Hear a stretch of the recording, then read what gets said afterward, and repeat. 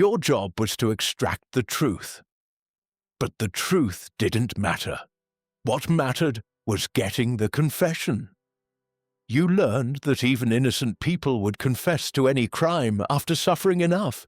You took your first breath in 14th century Europe. The Black Death had just ended. The church was at the height of its power. And you were born into the darkest profession of the Inquisition, the Holy Investigation. Your father was also a torturer. It was a family business. From the day you were born, your destiny was clear, because this profession passed from generation to generation. It was learned with blood, taught with blood. At 3 years old, you went down to the dungeon for the first time. Stone walls, iron chains, blood stains on the walls. This would be your future workplace. You remembered the smell, a mixture of dampness, blood, and fear. At 4 years old, you saw your first interrogation. Your father brought a peasant accused of theft. The man denied, but your father knew how to make people talk. First threats, then tools. At 5 years old, your father gave you your first lesson. Our work is God's work, he said. We punish sinners and save their souls. We break their bodies to purify their spirits. At 6 years old, you learned the sacred names of the tools. The rack, that stretched the body until joints dislocated. The wheel, that broke bones one by one. The Iron Maiden, the coffin with deadly spikes. The pincers, for tearing out nails and fingers. The garrote, for slowly crushing limbs. Each tool had its divine purpose and specific technique. At 7 years old, you witnessed your first torture session. There was a woman accused of witchcraft. Your father tied her up and began asking questions. The woman denied at first. "I am a good Christian," she pleaded. But pleas were useless. Your father patiently explained that the faster she confessed, the less she would suffer. It was a kind of twisted mercy. The woman looked at the tools with growing terror.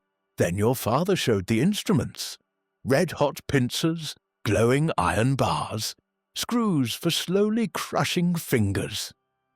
The woman began trembling with fear. She wasn't suffering pain yet, but she was already beginning to break. Fear was as powerful as pain itself. At 8 years old, you understood the difference between torture and execution. Your job wasn't to kill, it was to extract information. The dead couldn't speak, couldn't point out accomplices. At 9 years old, you mastered the basic tools. Each instrument had its specific technique. Your father taught you as if they were musical instruments, each with its particular note of suffering. At 10 years old, your formal training began. Your first job, lighting the fire to heat the irons, cleaning the tools after each use, making sure the chains were secure. Every day you watched torture sessions and learned how human resistance was broken step by step. You observed how prisoners went through stages, first total denial, then desperate pleas, then offers of money or partial information, and finally complete confession when the pain became unbearable. It was a predictable process, like a recipe. The first important lesson: the purpose wasn't to kill, but to maintain pain at maximum level while obtaining confessions. If you killed too quickly, you lost information. If you were too gentle, they wouldn't confess. At 12 years old, you used a tool for the first time. With simple pincers, you tore out a heretic's fingernail. The man screamed and immediately confessed. You felt proud. You had done your job well. The church taught you that you were God's hand. People were born sinners, and you cleansed them.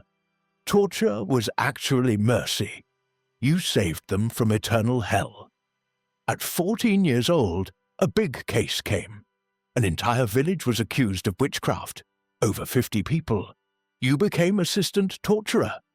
This was your graduation.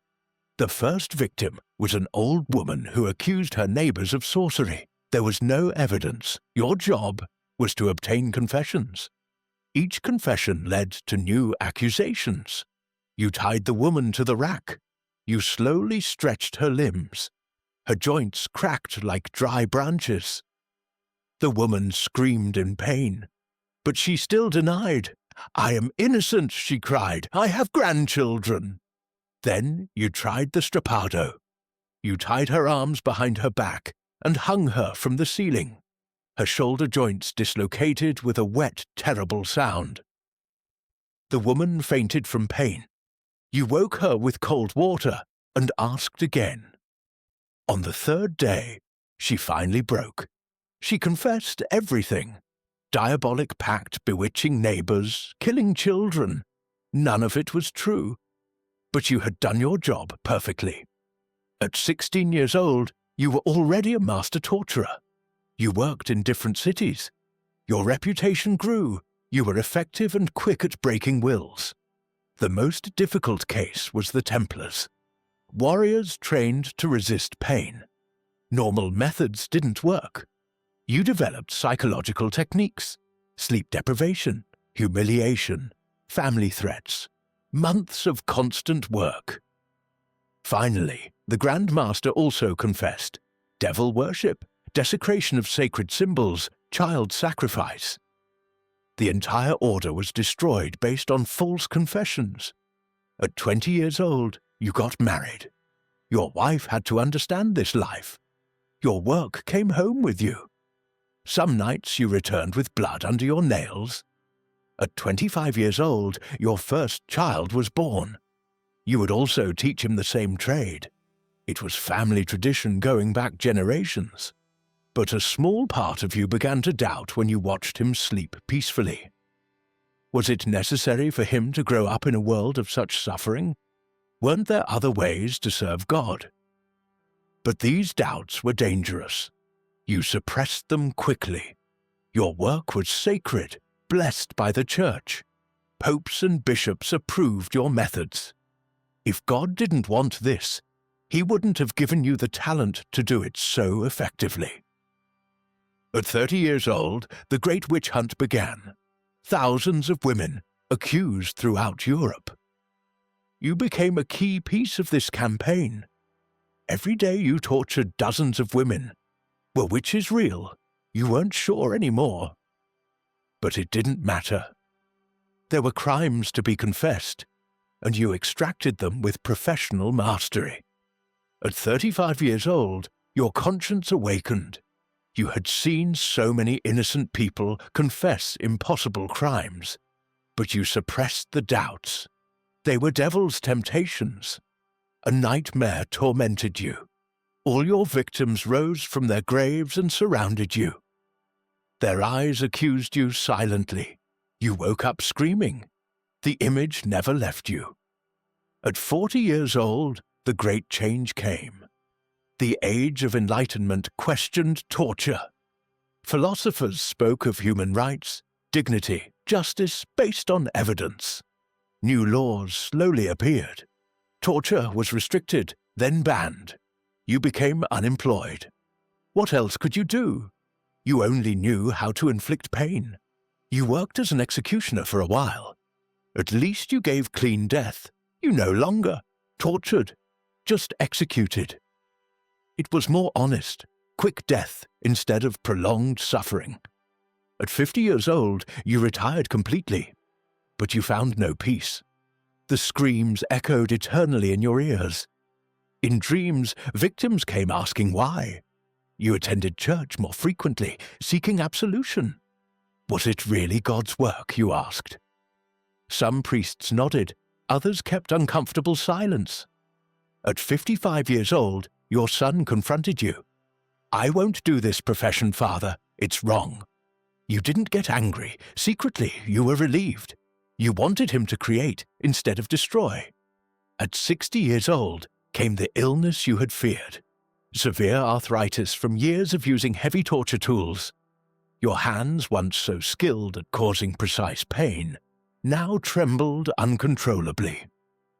Ironically, now you were the one experiencing constant and debilitating pain. You wondered if this was divine justice, if God was finally punishing you for all the years of inflicting suffering on his creatures. Every movement was agony.